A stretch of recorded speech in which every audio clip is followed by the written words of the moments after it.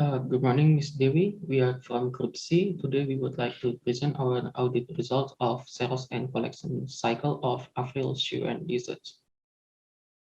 So, the content of our presentation today, we will begin with the understanding of the client's businesses, and then we will explain some of the process that we are going through during this audit process, and then we will finish it with the conclusion of our audit result.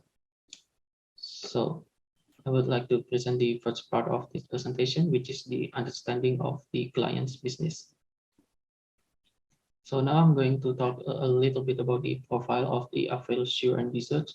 The first one is it was founded in September 20 in the year of 2020. So it was founded during the beginning of the COVID-19 pandemic, and it was started as an online business.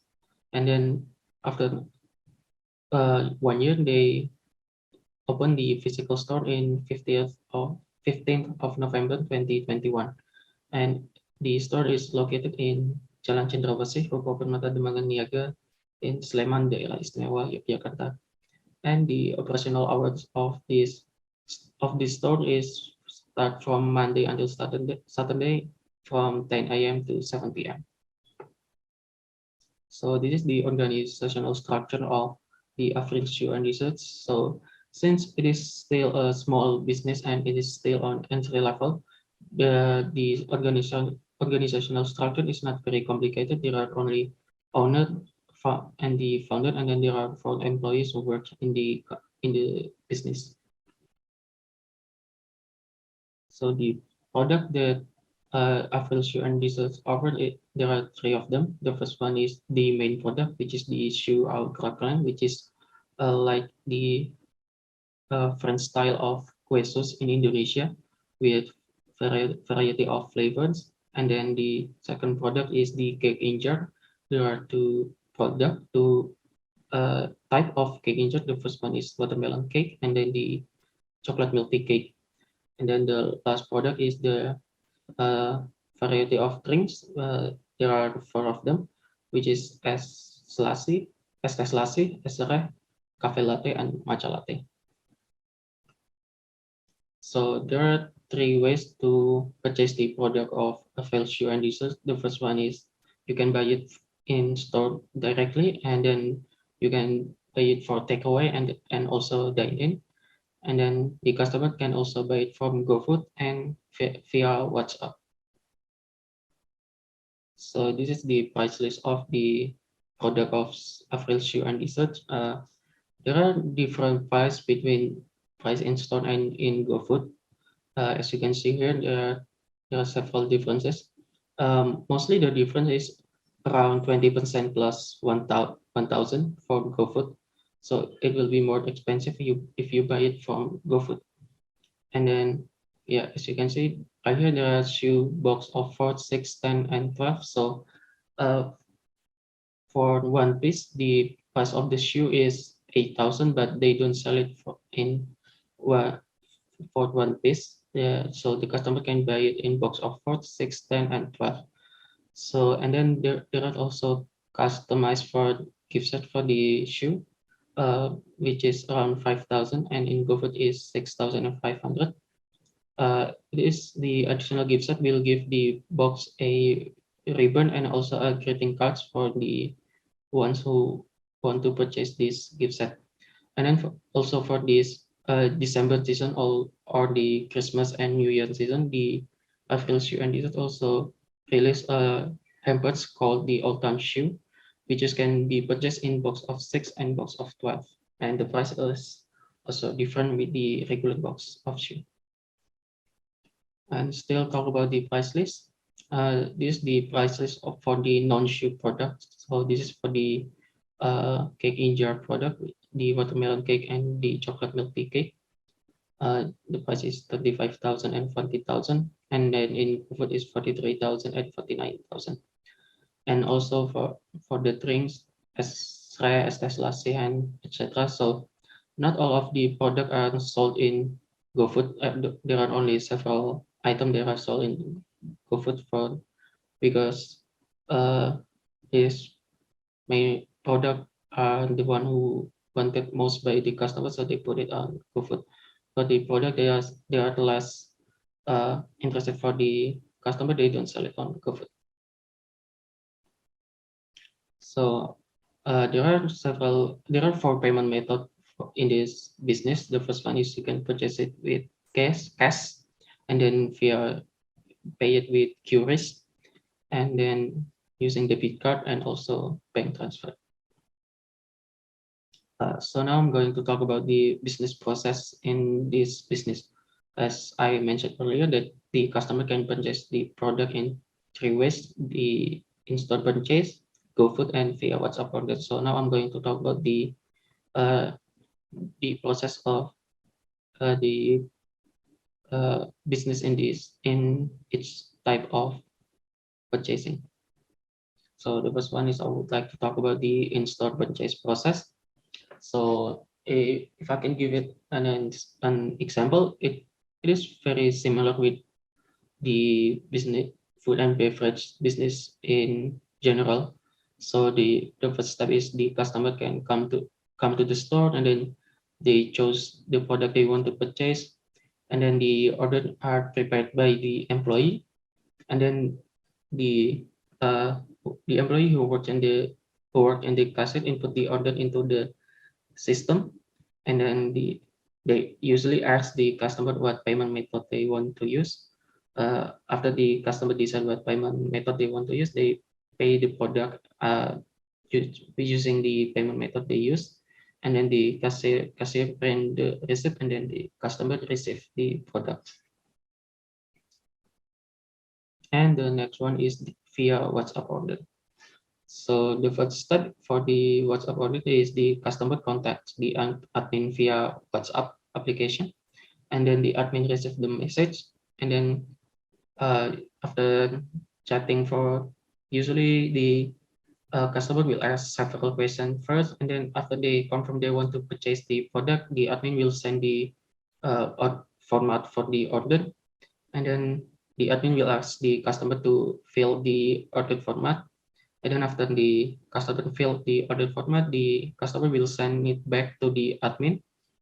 And then after the admin receive the order format filled by the customer, the admin will send the invoice for the payment. And then the customer will pay it via bank transfer. And then the customer will send the transfer proof, and then the order will be processed. So for the WhatsApp order, the customer can only pay it via bank transfer, as the product will be processed after the payment. But there are several exceptions. Usually when the customer buy it in the huge amount, they pay it. They want to pay it after they receive the product. So uh, it is uh, it is okay for the business, and as they will put it in the account receivable. But the business itself encourage the customer to pay it before they receive the product. And then the last process is via GoFood. So is for the customer to buy it via GoFood is quite easy, but actually the process is quite complicated if for the admin in the business. So the first step is customer place the order via GoFood, and then the admin receive the order notification via GoBiz application, because from the Gojek application for the business is using the GoBiz, and then the admin process the order, and then the admin will print the receipt for the customer, and then the Gojek driver arrive in the store, and then the admin will give the pin which received from the GoBiz app to the driver, and then the driver will input the pin into their phone or application, and then the admin will give to the order to the driver, and then the last step is the order delivered by driver to the customer.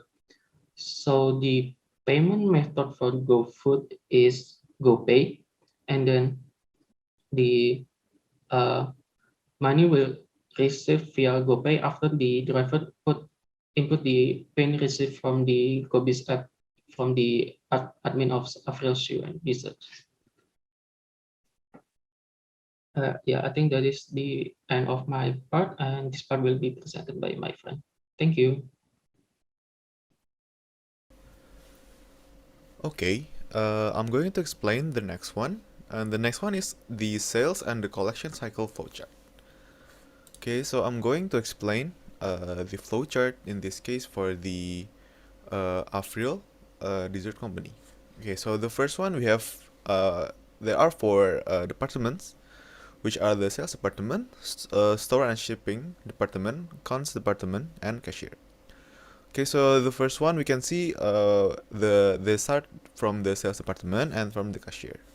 Okay, from the sales department, we get customer from WhatsApp and Gojek, as explained before, and the order is received, and it will goes to the sales order, and then it goes to the store shipping department, which the inventory records and update check, and after that, the goods it's packaged, and also the shipping date is indicated on the sales order, and then the sales order again will be ship the document and the delivery note to the customer, and also the good package, and the sales invoice will transfer into the accounts department, as you can see here, and it will be conducted to the customer as well. And the sales invoice will be recorded in the sales journal, and it will be updated in the sales ledger and general ledger daily. But you can see from the cashier is from the in-store transaction.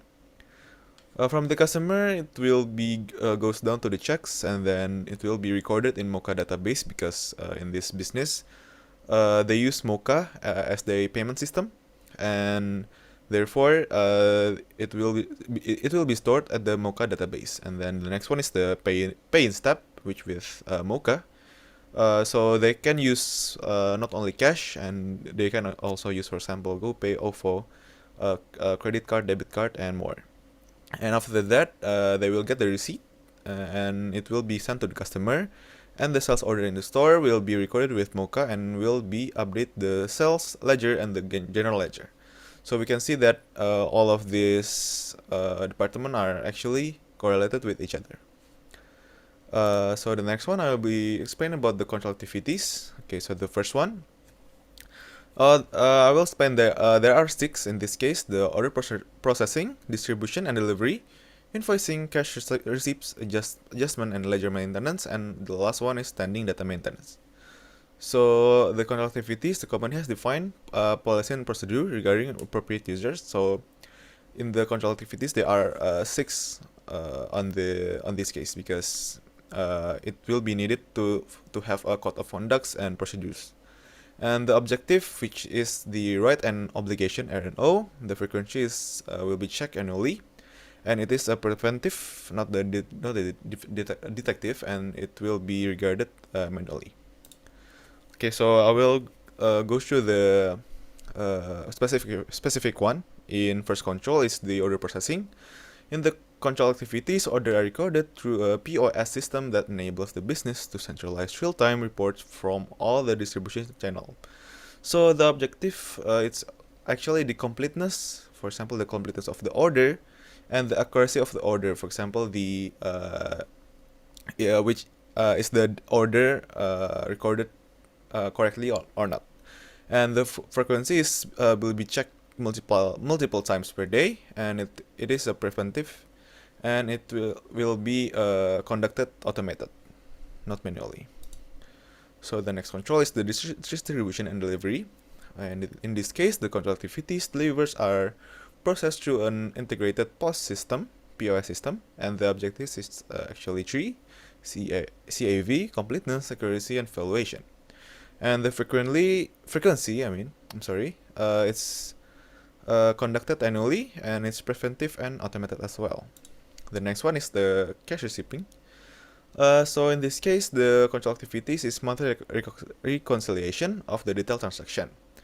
The objectives is also three: the CAV, which is the completeness, accuracy, and valuation, and the frequency of this cash receiving is monthly, so every month, and it is a detective, because they check every month if the transaction is correct or not, and is conducted manual because they need to find each transactions. The next one is the adjustment and ledger maintenance. So in the control activities, the company control activities include periodic inventory, observation, and reconciliation to the general ledger. The objective is also the three, the CAV, completeness, accuracy, and valuation. And the frequency in this case is periodically, so each period of the periodic inventory, and it is also a detective, but this conducted and automated. So the last one is the standing data maintenance. The control activities changes to the standing customer information, account codes, and credit limits are approved through the POS software. So the objective is in valuation, and the frequency is also multiple times per day.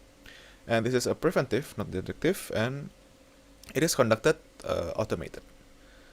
Okay, and the next one will be presented by my friend.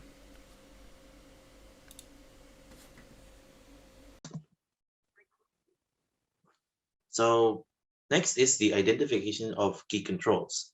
So from the previous control activities, our group has determined that there is 6 key controls in the business processes. These are the 6 key controls. The first is separation of duties between sales records and cash receipts, and the separation of duties between credit authorization and sales. The second one is proper authorization of sales. The third one is weekly pre-numbered documents. The fourth one is posting to the general ledger and accounts receivable master file that is done by the computer. The fifth is the internal verification, and the sixth is employee review sales for proper disclosures and aggregation. Next is the design of test of controls. So from the previous 6 key controls, this is the test of controls that we have designed for it. The first is for the separation of duties. The test of control is inquiry of average show employees, and our desired level of assurance for this one is medium. The second one is proper authorization of sales. The test of control for this one is to examine sales invoice for supporting documents. And there's now the substantive test of transactions as well, which is to trace entries in sales journals to sales invoices. And for this key control, our desired level of assurance is high. The third one is weekly pre-numbered documents. The test of control is to keep track of a series of shipping documents. The substantive test of transactions is to trace selected shipping documents to the sales journal and compare the date of sales recorded with the sales invoice and the bill of lading. The desired level of assurance is medium. The fourth one is to posting to the general ledger and account receivable master file by the computer. The test of control for this one is to examine whether or not the master file is correctly reconciled into the general ledger. The substantive test of transactions is to test selected invoices to the master file for how many, the amount, and when it is issued, and the invoice number issued. And the desired level of assurance for this key control is medium. The fifth is internal verification. Its test of control is examine document packages for internal verification. The substantive test of transactions is to examine sales account for proper verification. The desired level of assurance for this one is high. And lastly, for the reviewing sales for proper disclosures and aggregation, the test of control is to examine documents that supports the review. The substantive test of transactions is to compare general ledger sales to sales properly aggregated, and the desired level of assurance is medium. For the next part, I will briefly explain the substantive audit programs that we have planned for the audit of sales and collection cycle for our client. For the accounts receivable, the first procedure is to obtain a comparative summary of accounts receivable, and then we test the mathematical accuracy of the summary, trace accounts balances to the general ledger and the previous year's working papers, and we also review the summary for any possible omissions. These procedures are done to fulfill the accuracy audit objective.